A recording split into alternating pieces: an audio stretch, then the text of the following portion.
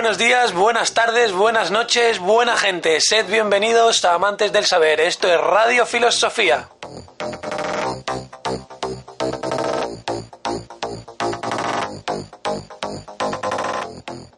Hemos llegado para traer la filosofía al presente, usándola como compañera de viaje en nuestras vidas.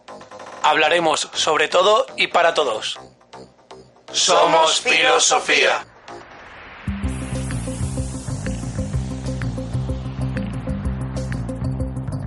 Hoy os vamos a hablar de un filósofo que ha traído muchos quebraderos de cabeza a lo largo del siglo XX, Ludwig Wittgenstein. Un personaje fecundo en su obra, en su originalidad y en su manera de hacer las cosas. Un ideólogo del lenguaje como fundamento de la manera de entender el universo, nada más y nada menos. Porque la realidad la construimos con palabras. ¿No serán las palabras las que construyen la realidad? ¿No estaremos cambiando el mundo que nos rodea según las oraciones que construimos? ¿De qué manera nos expresamos influye en lo que sentimos? Todo esto es complejo e intrincado. Yo creo que no lo he entendido bien, pero espero que entre los tres podamos arrojar un poquito de luz en este tema tan interesante. Un hombre que llevó una vida difícil. Imagínate, un austriaco a finales del 19, perder 2 guerras mundiales seguidas no lo hace cualquiera. Y encima le dio tiempo a tener sus broncas con Bertrand Russell. Bueno. Vais a alucinar, ya lo veréis. Solo os digo que os quedéis aquí, os pongáis a gusto, que hoy vais a aprender de lo lindo y pasándolo mejor que nunca. Estáis en Radio Filosofía.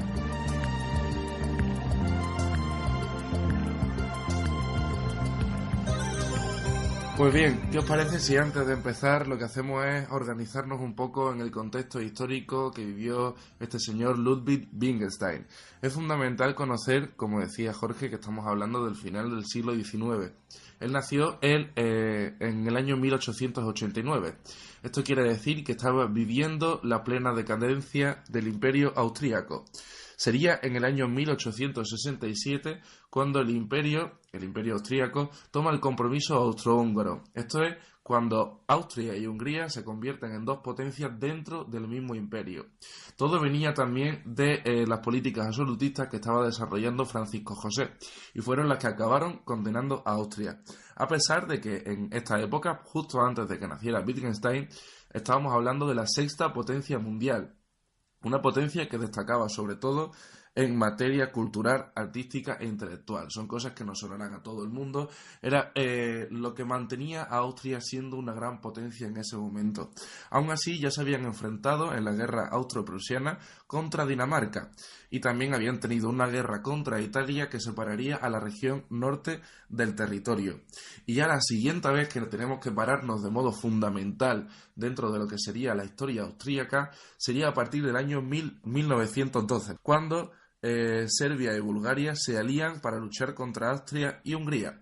Italia cambió de bando porque al principio andaba de la mano de Austria, pero finalmente las potencias aliadas le dan el territorio del Trieste y sería lo que facilitaría que Italia se aliara con la Triple Entente, que es como se llamaba. Vaya chaqueteros los italianos, ¿eh? Chaqueteros los italianos. Cuestión de intereses, está claro. Le dan un territorio y ese territorio ya les bastaba lo suficiente como para no enfrentarse con las grandes potencias y desde ahí seguir tirando desde el lado aliado. También te digo que fue una decisión acertada, porque acabaron ganando la guerra. De otro modo, seguramente se hubieran tenido que unir a todos los perdedores. Cabe señalar que los aliados nunca cumplieron sus promesas y a Italia no se le entregó, creo que, una mínima parte del territorio prometido, si no recuerdo. Sí, fue una mínima parte. Estoy casi seguro. Sí, y menudos cabroncetes los aliados. Desde luego. Y además tenemos que saber también que cuando acabó el conflicto en 1918, se inició en 1914, cuando acaba 4 años más tarde tenemos el polémico Tratado de Versalles, que lo que hizo lo que hizo fue preparar al mundo para una Segunda Guerra Mundial, debido a todos los castigos que le impusieron sobre todo el territorio alemán. No solo acotándoles el territorio, que era una de las partes fundamentales, sino con las sanciones económicas que le fueron impuestas a pagar por el oro, que era en lo que se basaba la moneda, era la referencia que tenía. Así que deshaciéndose de todo ese oro, se provocó una gran depresión no solo en la zona de Alemania, sino que también en la zona de Austria. Todo esto acentuado por la Gran Depresión, el Gran Crash de 1929. Así que, desde luego, la época que le tocó vivir al pobre Ludwig Wittgenstein era terrible. Una situación de guerra continua, de crisis económica continua, decadencia del Imperio Austrohúngaro, decadencia del Imperio Austríaco.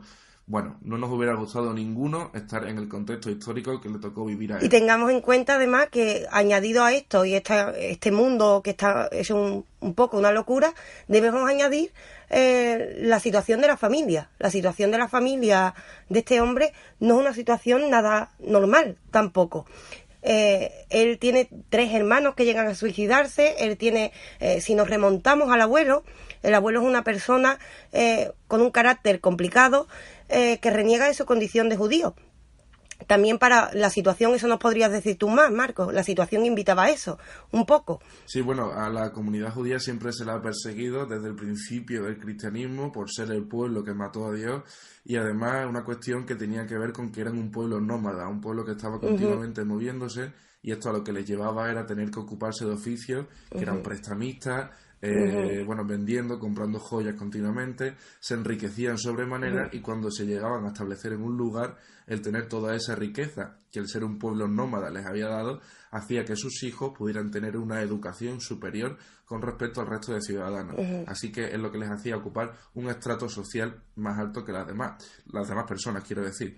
Así que por esto también eran odiados y han sido odiados durante mucho tiempo. También hay que señalar que en el Imperio Austrohúngaro habría una gran diferencia entre lo que era la capital, Viena, y lo que era el resto del imperio, porque el imperio era un crisol de etnias, lenguas y religiones que solo se reflejaba en la capital, en Viena. En el resto de regiones más pequeñas del imperio, valga la redundancia, primaba una etnia sobre otra, un idioma sobre otro. Podría ser bien una zona más serbia, una zona más húngara, una zona más checa. Sin embargo, en Viena era donde se respiraba un asfixiante clima de falsa tolerancia, que yo creo que es donde más facilidades se le podía dar a un judío converso para adaptarse y asentarse. A pesar de que Viena fuese católica, que me parece llamativo señalarlo. En este contexto, el abuelo que hemos nombrado tiene 11 hijos, y de esos 11 hijos nace un rebelde. Ese rebelde, precisamente, va a ser el padre del filósofo que hablamos hoy. Rebelde porque incumple todas las normas de un padre bastante, inquisidor un poco, y le obliga a los hijos a seguir con la tradición familiar un poco. El hijo quiere ser ingeniero, pero el padre le niega el derecho a ello. Y entonces el padre de Wittgenstein huirá y vivirá de músico y de camarero, y poco a poco se enriquecerá hasta que por fin consigue estudiar ingeniería, que es lo que quiere, y se convierte en una de las personas más ricas del imperio, haciendo negocios en ferrocarriles, si no me equivoco. El ferrocarril y el acero. Sí. Pero lo curioso es que después, cuando él tiene 9 hijos más, se comporta como su padre e intenta que sus hijos sigan con el negocio familiar. Y en este contexto en el que el padre intenta obligar a los hijos a no seguir unas tendencias artísticas, porque los hijos tenían todos tendencias artísticas por influencia de la madre, tenemos como resultado que los 3 hermanos mayores de Wittgenstein se terminarán suicidando. Madre de origen judío, por cierto. Sí. Y estos 3 hermanos se terminarán suicidando, lo cual, además de tener repercusión en la psique de este filósofo, tiene repercusión en sus propias inquietudes filosóficas, como veremos. Sí, yo también, por lo que tengo entendido, en el momento en el que 3 de los hermanos varones de Wittgenstein se acaban suicidando, es cuando su padre adquiere conciencia sobre que no tendría que haber sido tan severo con sus hermanos. Ahí es cuando también nace su hermana Margaret. Y cuando nace su hermana Margaret, ya en un clima completamente diferente al del resto de sus hermanos mayores, es cuando se le permite adentrarse más en el mundo de las matemáticas y el psicoanálisis. Dentro de este mundo será como directamente influye en la manera en la que Wittgenstein también sería. El propio Ludwig acabaría desarrollando toda su inteligencia, acabaría desarrollando toda su corriente filosófica, su manera de entender la filosofía, de entender el mundo. Señalemos por un momento también las razones de estos 3 suicidios, porque me parece que pueden ser muy importantes en el desarrollo posterior de la vida de Wittgenstein. El mayor intenta emular al padre con sus peripecias en el extranjero, buscándose la vida como artista, y ante sus estrepitosos fracasos termina lanzándose al mar en Américas. El siguiente marchará a Berlín a llevar a cabo su sueño de trabajar de actor y llevar una carrera en el mundo del teatro, y debido a las tensiones emocionales que vivió y soportó por una mal disimulada homosexualidad, decidió suicidarse en un piano bar invitando a una copa al pianista y tomándose su copa con cianuro, que me parece de los suicidios más románticos de los que he oído hablar en mi vida. Totalmente Sí, de acuerdo. sí. Y el último, este ya le pilla mucho más cerca a Ludwig, es su hermano, su hermano Konrad, si no recuerdo mal, que tras una exitosa carrera militar en la Primera Guerra Mundial, su batallón no le hace ni puñetero caso en una acción determinada y ante el estrepitoso fracaso y la vergüenza decide pegarse un tiro. O sea que esta gente veía la muerte como una solución cercana, fácil y accesible, que te dice mucho de la personalidad y el influjo genético que pudiera tener en ellos toda esta percepción de la Sí. muerte y la vida, ¿no? Tengamos en cuenta aquí varias cosas. Uno, estamos hablando de una familia de alta sociedad, es decir, que no debería pasar estas dificultades, y esto nos indica seguramente, y volveremos a ello más tarde en el programa, nos indica una tendencia a la depresión que posiblemente tenga tintes genéticos, porque el mismo filósofo del que hablamos hoy llegará a sufrirla. Pero aquí la gran excepción y el gran personaje seguramente es el que ha nombrado Marcos también.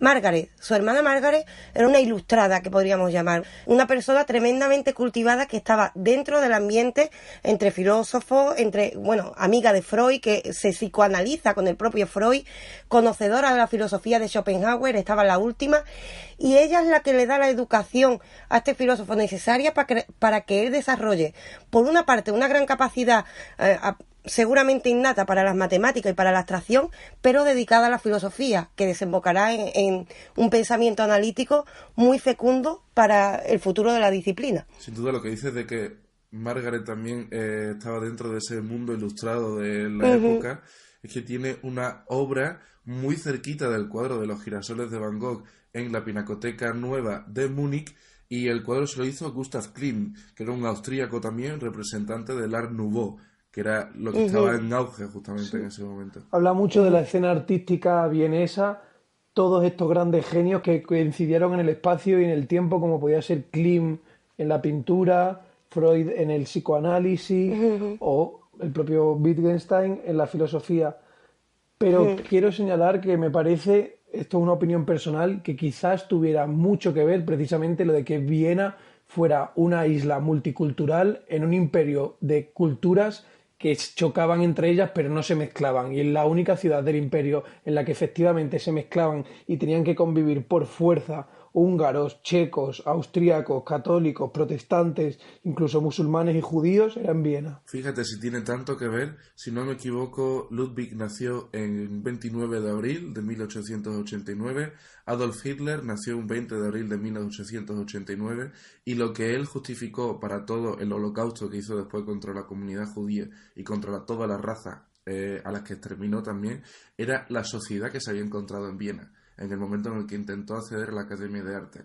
O sea que ese clima, y el que estás describiendo, era fácilmente identificable como lo que estabas comentando justamente. Si eres un mediocre y llegas a un entorno en el que todos te superan, yo creo que coges un resquemor contigo mismo y con los demás, que al final dice, me voy del convento y me cago dentro. O sea que si no me habéis aceptado como pintor y como artista, pues ya os pasaré yo por la guillotina si tengo ocasión. Un resentido ese tal Hitler, menudo resentido. Sí, pero además en el caso de esta familia también tenemos que señalar que seguramente tenemos una familia muy especial, porque en ella prácticamente todos desarrollan unas capacidades artísticas impresionantes. De hecho, su propio hermano, el que le queda vivo, se convierte en un conocido pianista, aun con la consecuencia de que pierde una mano en la guerra. Aun con esa consecuencia, sí. Y ensayaba con una sola mano, estando preso, ensayaba con una sola mano en dibujo. Y consiguió el hombre ser reconocido como un importante pianista de la época. Es decir, toda la familia, prácticamente todas, desarrollan unas capacidades artísticas que nos señalan a que hay una capacidad de abstracción ahí enorme. Y cómo no, esto culmina con nuestro filósofo, porque esto culmina con Wittgenstein.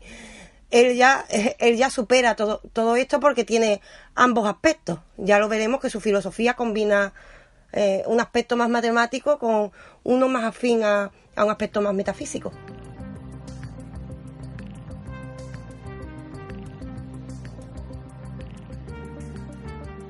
Una reflexión oportuna con todo esto que estás comentando, una familia perfectamente dotada para las artes, con una predisposición a la cultura. Creo que deberíamos preguntarnos, y siempre hay que preguntárselo, ¿el genio nace o se hace? Porque yo no creo que sea la genética la que juega aquí el factor, sino la educación, No, el cariño, no. el amor a las artes. De hecho, creo, si no recuerdo mal, que fueron educados en casa, que no asistieron a una educación reglada, sino una educación privada, con movidos Sí. por los intereses de la madre, de desarrollar en sus hijos un alma elevada y Por su madre. artística. Y además también tenían muchos artistas dentro de su casa. De hecho, a Paul Wittgenstein, que era el pianista del que hemos estado hablando antes, Richard Strauss le compuso una obra para él, ya siendo manco, solo para que la tocase con la mano izquierda, porque ya era también amigo de la familia, aunque conociera a Paul por sus dotes artísticas. Es decir, dentro de su casa ya estaban desarrollando todo el clima necesario para que tuvieran las influencias que lo llevaron a todos a tener una prolífera vida artística. De todas maneras, esto nos daría para otro programa perfectamente de qué es el genio, porque aquí se da sí me gustaría aportar en ese sentido una reflexión. Por una parte, es cierto que es muy posible que haya una predisposición genética en cierto sentido, pero es como decía Picasso, a mí la inspiración me pilla siempre trabajando, es decir, por mucha predisposición que tú tengas, si no la trabajas, si no estás en ese ambiente, si no recibes esa educación, no vale para nada. Y el que no tenga esa predisposición, pero trabaje lo suficiente, le va a ganar la batalla a ese que venía predispuesto. Es decir, es una combinación seguramente de ambos factores.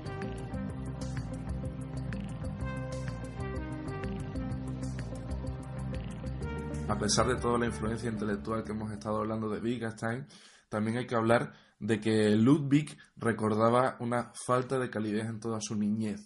Ya cuando se empieza a desarrollar en su etapa de adulto sería cuando empieza a estudiar ingeniería aeronáutica, y dentro de sus estudios es cuando llega a sus manos el libro de Principios Matemáticas de Russell. Aquí llega a contactar con Frege y es cuando se inicia en el mundo de la filosofía. Toda esta introducción nos ha servido para ahondar exactamente en este punto. Sí, y viene para no irse nunca, porque esta figura es una de las figuras que se convirtió en su misma vida, ya se sabía que iba a ser un clásico. Esto es lo grande. Él es alumno de Russell, y Russell se da bien pronto cuenta de que el alumno va a superar al maestro. De hecho, al final terminaron dando charlas juntos. Es decir, bien pronto empieza a destacar una persona que además no viene del campo humanístico. Como bien has señalado tú, él viene de una parte más matemática. Pues bien, a partir de aquí, él recibe clases con Russell, y Russell podemos resumir que él intenta coger unos principios básicos matemáticos que resuman, digamos, todos los principios lógicos, simplificar un poco la lógica para así ir avanzando en ella. Pues bien, llegará Wittgenstein y su tendencia será curiosamente distinta. En realidad va a llegar una persona, sí, con esas capacidades, pero como hemos señalado antes, tú mismo has señalado en el contexto, Marco, él vivió una época en la que el lenguaje había perdido mucho de su credibilidad, porque ha vivido una época políticamente un poco loca. Entonces él se centra, a partir de aquí, él centra los principios matemáticos y se pregunta a sí mismo si eso lo puede aplicar al lenguaje para que éste sea fructífero para alcanzar la realidad. Entonces encontramos un filósofo analítico, pero con aspiraciones metafísicas, y de aquí lo especial de la filosofía que se nos va a presentar.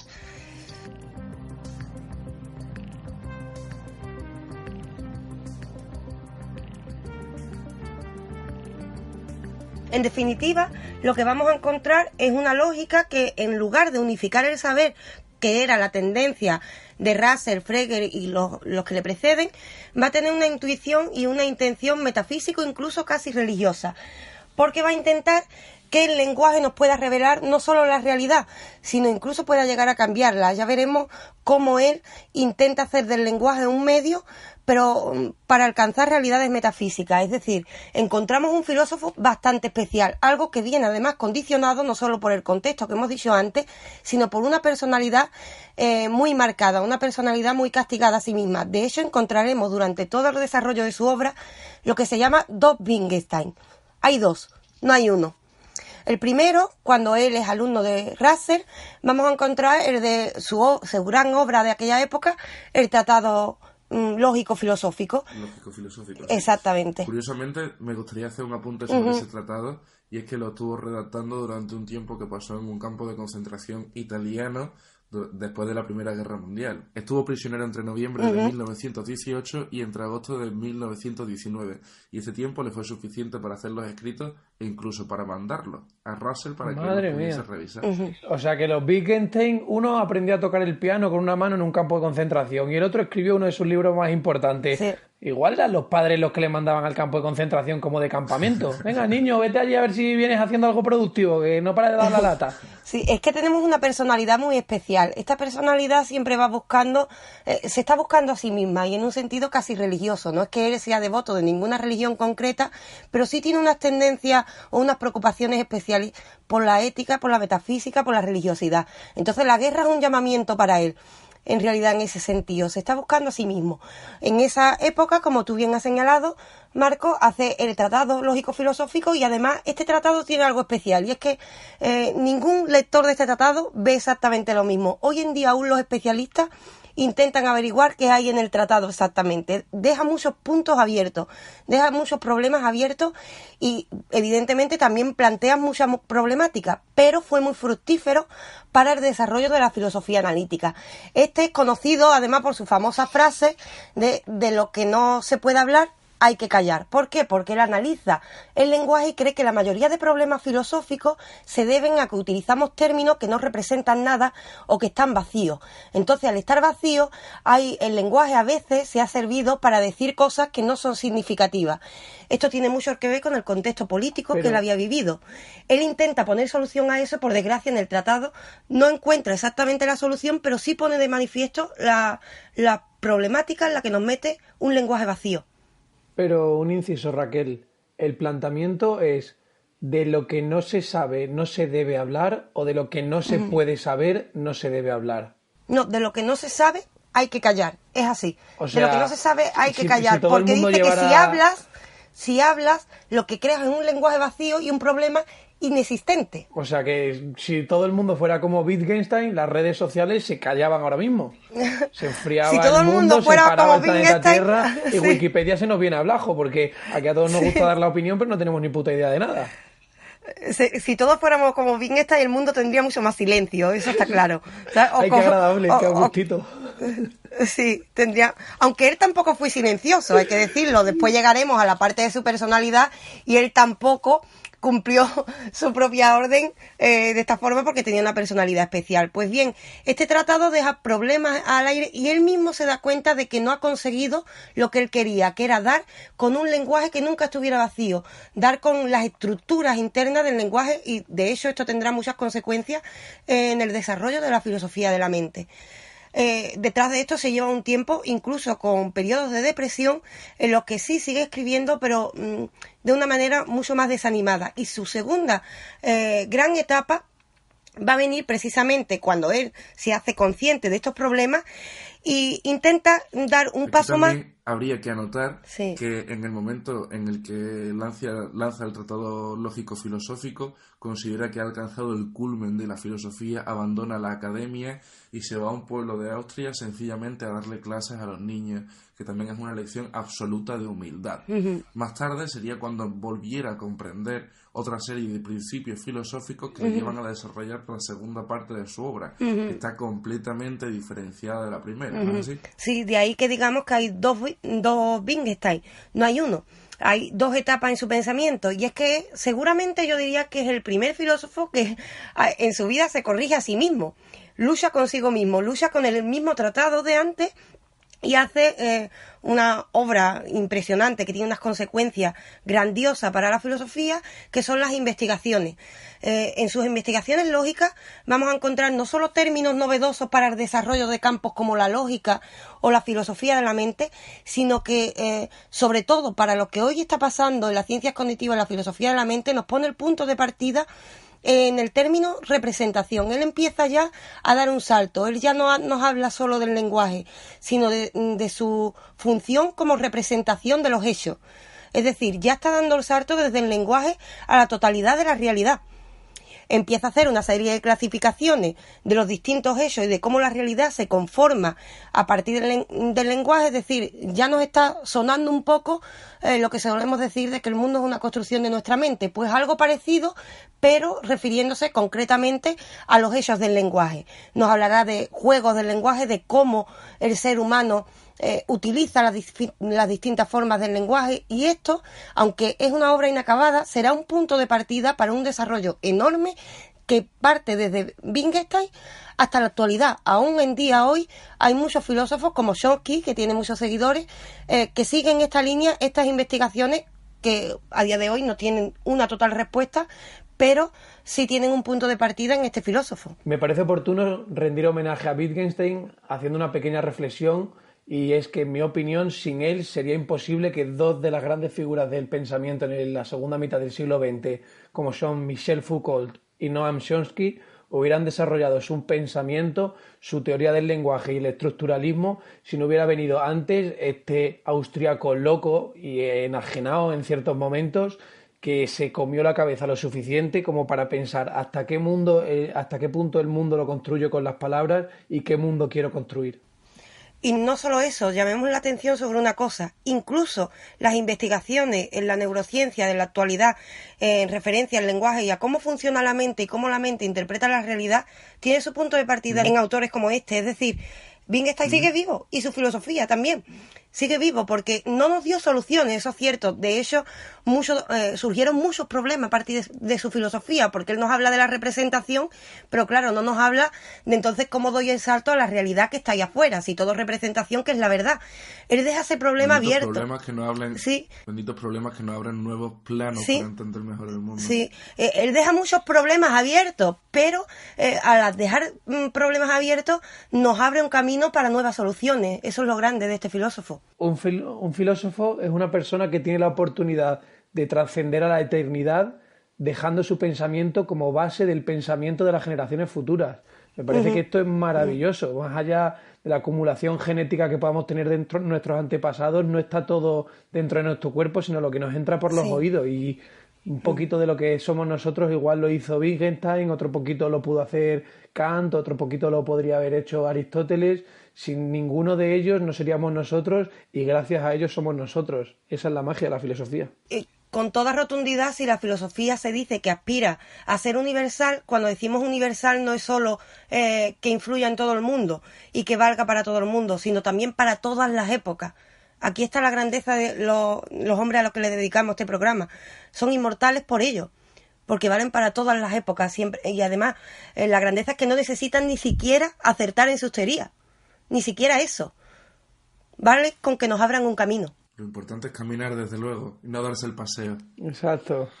Dentro de una de las anécdotas que más podemos destacar, porque más me llama la atención, de Wittgenstein, es una que en el Club de las Ciencias Morales, si no me equivoco, de Londres, en el año 1946, enfrentó en el mismo momento a Popper, a Russell y a Wittgenstein, siendo Wittgenstein en el que en ese momento era el director del club. Y aquí hay una anécdota muy buena que me gustaría que nos concretara Raquel, que incluye a estos tres filósofos y a un atizador de una chimenea. Los ingredientes no pueden ser mejores. Sí, es que tengamos en cuenta, y a esto es lo que vamos a llegar y lo que queremos. Hemos dicho que Wittgenstein es un genio, sí, pero también estaba loco. Estaba un poco loco. De hecho, se intuye de que tenía esquizofrenia. Entonces, claro, su personalidad era algo difícil y la convivencia con él era muy complicada. Russell ya estaba acostumbrado a él porque era alumno suyo. Entonces ya se lo veía venir un poco. Y de hecho, yo creo que ya antes había matado al perro de Russell. Sí, bueno, cuéntanos eso.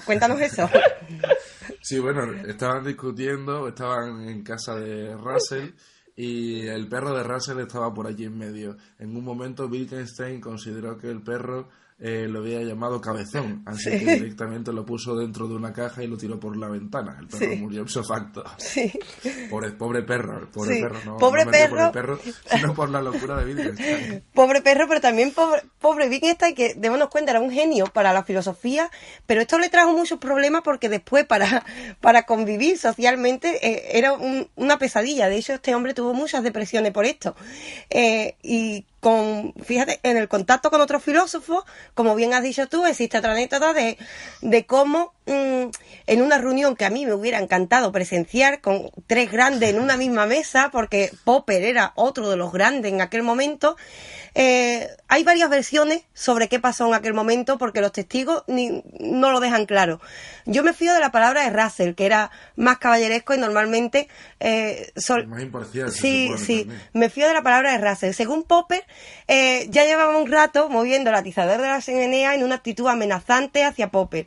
Entonces, en un momento en el que le pregunta Wittgenstein a Popper, ¿qué piensas tú? ¿Qué papel, qué piensas tú sobre la ética o algo así? Pues Popper dice que lo que es ético es no amenazar a otra persona con un atizador. Esta es la versión de Popper, que la verdad... Que dio poco antes de morir sí, también, 3 años antes de morir. Que tampoco es muy fiable. Según Russell, lo que ocurrió fue distinto, y es que entraron en una discusión precisamente porque entendían por filosofía, porque debemos dejar claro una cosa aquí. Para Wittgenstein, la filosofía era su vida. Era su vida, pero de una manera radical. Él llegó a decir que si no se suicidaba, lo único que provocaría que no se suicidara era convertirse en un genio. Era su salvación. Entonces, él hablaba de la filosofía desde un tono personalista, cosa que no casaba con el pensamiento de Popper. Entonces, entablan una discusión y en cierto momento Wittgenstein se pone de los nervios y coge el atizador. Y entonces Russell se pone en medio y, como si fuera un niño pequeño, le dice: suelte usted el atizador, y entonces lo soltó y se fue rabietado en la sala. Un portazo sí, tremendo. Dando un portazo tremendo. Esta versión me parece que es la más creíble, seguramente, porque además Russell, a pesar de que no se llevaban del todo bien, entendía bastante, dentro de lo que cabe, entendía a Wittgenstein en cierta forma, o al menos esperaba cómo iba a actuar. Ya lo conocía bastante. Bueno, yo no sé si estaba loco o no estaba loco. El caso es que un buen personaje era seguro, porque sabemos por fuentes bastante fidedignas que un día en la estación de tren de Cambridge estaba allí con un colega de cháchara esperando a que llegara el tren, y de cháchara llegó el tren y arrancó el tren. Y salieron a correr los dos detrás del tren, pum, pum, pum, pum, pum. Se conoce que Wittgenstein corría más que el otro, se consigue subir al tren en marcha. Y claro, el colega se lleva las manos a la cabeza, empieza a alucinar y le dice el revisor: no se preocupe, el siguiente tren pasa en 10 minutos. Pero es que el caso es que el revisor lo que no sabía es que el que tenía que ir en el tren era el colega, y Wittgenstein había ido a la estación solo a despedirle. Cogió el tren por puro afán de correr y de decirle a tu colega: ¿ah, sí? ¿Que corro más que tú? Pues yo voy al tren y tú no. Sí. Es que... Otra cosa que también nos hace ver el carácter precisamente de Wittgenstein, yo creo que la última anécdota que podemos contar a este respecto es que su hermana, sabiendo de su locura, Margaret, antes hemos hablado de ella, sabiendo que tenía que distraerlo de alguna manera en la década de los años 20, siglo XX, evidentemente, le encargó que construyera la casa en la que ella no llegaría a habitar siquiera, como digo, sencillamente por tenerlo distraído durante un tiempo. Y una de las cosas que más me llama la atención es que mandó levantar el techo de una habitación 3 centímetros porque consideraba que estaba demasiado bajo todavía. Sí. Y ya con 3 centímetros más le parecía suficiente. Sí. Hablamos claramente, nos reímos entre nosotros, pero para él fue esto un gran castigo. Lo normal es que se acepte que en su caso tenía esquizofrenia. Lo que sí intuimos, porque la esquizofrenia es una enfermedad que aún no hay acuerdos del todo, porque hay muchos tipos, pero lo que sí intuimos es, por una parte, lo de la casa es un comportamiento obsesivo. Eso está claro. Eso lo tenemos claro. Lo del perro implica seguramente alucinaciones también. Implica, como poco, una alucinación auditiva. Porque que un perro te llame cabezón, pues es poco creíble. Eso por otra parte. Sí, y por otra parte, él tuvo muchos ciclos de depresión. Una depresión que por una parte también está justificada por el contexto que hemos estado nombrando y por la situación familiar, y además por una sexualidad no aceptada del todo, porque al ver lo que le pasó a su hermano, él no llegó a reconocer de manera plena su bisexualidad. Era algo que se sabía entre todos, pero le creó ciertos traumas. Entonces, todo esto parece que pudo desembocar en el desarrollo de una esquizofrenia. Aunque haya un componente genético, normalmente tiene que haber componentes sociales que despierten esta enfermedad, sociales o incluso estrés. Hay otros componentes que implican el desarrollo de esta. Entonces, estamos hablando de un hombre que, por un lado, tuvo grandes depresiones y tuvo que convivir con el desarrollo de una enfermedad nada fácil de llevar como una esquizofrenia, pero al mismo tiempo tuvo la capacidad suficiente para abstraerse y hacer una filosofía genial.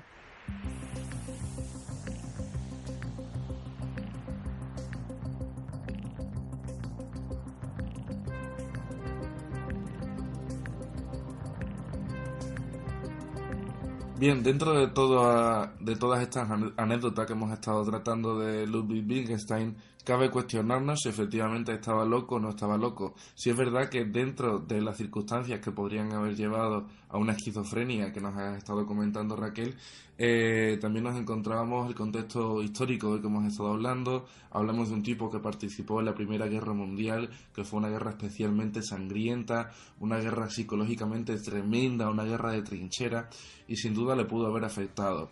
Además, las muertes de sus hermanos, los antecedentes familiares que tenía, también le pudieran haber afectado de una manera directa. Y a pesar de no haberse suicidado, como lo hicieron sus hermanos, tenemos que recordar que cuando tenía 61 años y se encontraba ya en Londres, con ciudadanía británica, por cierto, decidió no recibir tratamiento para su cáncer de próstata y decidió morir en lo que sería algo así como una muerte que él mismo había elegido. No podemos llegar a tener claro del todo si efectivamente estaba loco o no, no sé lo que pensaréis vosotros, pero desde luego era un tipo especialmente particular, y si no estaba loco era un absoluto genio. Loco. Yo creo que ambos. Es que se puede estar loco y ser un genio. Yo creo que lo difícil es ser un genio sin estar loco. Eso es lo verdaderamente difícil. Vale, claro, yo creo que además creo en la teoría de que él era esquizofrénico, es decir, una locura, pero además diagnosticada. Pero ¿quién quita que pueda una persona con esa enfermedad o una persona con tendencias a eso, que en la vida real no es capaz de desarrollarse? Pero en otro mundo, en el mundo de Sofía, todo puede pasar. Y una persona con una capacidad de abstracción tan grande, pues claro que era un genio y era un loco al mismo tiempo. Cabría preguntar qué es la locura, que ya hemos caído muchas veces en eso. Pero creo que eran ambas cosas al mismo tiempo. Lo que está claro es que era un hombre genial. Siempre que hablamos de personajes históricos acabamos tocando el tema de la locura y siempre acabamos preguntando, siempre llevamos aquello de quiénes son los que verdaderamente están locos. Así que si solo hablamos de genios y solo hablamos de genios que estaban locos, como decís vosotros, puede ser que sean dos cosas que vayan de la mano. ¿Y quién no se volvería loco viviendo en primera persona una guerra mundial, la primera, y viviendo en tercera persona una segunda guerra mundial, con el trauma y la decepción humana y el shock cultural, porque recordemos que él nació y se crió en un imperio y en una ciudad que pasa de ser una monarquía con vocación de eternidad a una república dominada por las potencias extranjeras. O sea, realmente su mundo interior de la infancia sufre un cataclismo. Loco o no loco, supo ser productivo y se lo agradecemos enormemente desde aquí, allá donde esté Wittgenstein. Un beso. Y además tengamos en cuenta que el problema es que tenemos una concepción peyorativa de lo que es la locura. Quizás la locura también pueda ser una ventaja en ciertos momentos. Tenemos una concepción peyorativa de la locura, pero el problema no es que una persona esté loca, esté cuerda. Lo importante es que esa persona sea productiva para el resto de la sociedad, y eso está claro que lo fue. O sea, estaba loco, sí, pero no era importante. Eso no era lo importante. Lo importante es que fue genio. No era y de hecho fue genio. No era importante porque tú no dormías con él. porque no soy el perro de Russell. Porque no soy el perro de Russell. El perro de Russell, que si no... Sí, pero está claro que fue productivo, que su figura fue necesaria para nuestro avance. Entonces, ¿qué más da? ¿Por qué darle un toque peyorativo a la locura? Al final, la locura, el protagonista que sufre directamente la locura fue él. Pero el resto nos beneficiamos de su trabajo y fue genio hasta para morir. En el momento de su muerte, él se despide, a pesar de que ha pasado los días antes una crisis depresiva muy gorda, una de las peores crisis depresivas que sufrió. Él se despide pronunciando la frase: decirle al mundo que mi vida ha sido maravillosa, cuando seguramente no lo fue, pero dio un mensaje de esperanza. Pero, ¿qué vida no es maravillosa? Entre la nada y el absoluto que es la vida, no existe maravilla en cada uno de nosotros y en cada uno de los oyentes que está escuchándonos. La magia, la de años de evolución, millones de años de evolución, y la de factores químicos que entran en juego para que tengamos esta conversación y la gente escuche, comprenda y reflexione sobre lo que estamos hablando, todo es maravilloso. Maravilloso es ser consciente, sencillamente. Yo creo que partiendo desde esa conciencia, todo lo que viene después es tremendamente fantástico. Es que eso es estar vivo, tener conciencia. Seguramente eso es lo que es estar vivo, más que el nivel biológico.